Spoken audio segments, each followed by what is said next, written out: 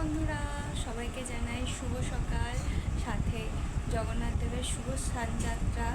তো এখন আমি যাব হচ্ছে মর্নিং ওয়াকে।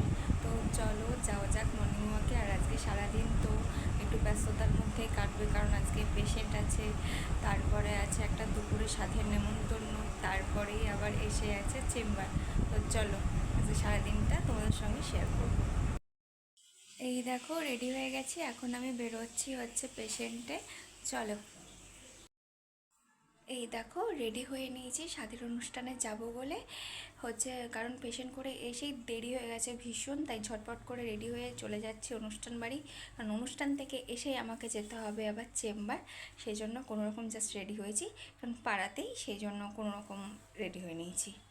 এখানে স্বাদের মেনুতে ছিল হচ্ছে ভাত, ডাল, ঝুড়ো আলু ভাজা, গন্ধরাজ লেবু, তারপর ছিল পটল চিংড়ি, পাবদা মাছের ঝাল, কাতলা কালিয়া, চাটনি, পাঁপড়, পায়েস, রসগোল্লা আর হাজমোলা।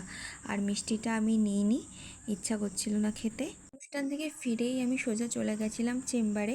আর চেম্বার থেকে এসে আর ভিডিও করার ইচ্ছা করছিল না এই গরমের মধ্যে, সেজন্য আর করা হয়নি কোনো ভিডিও।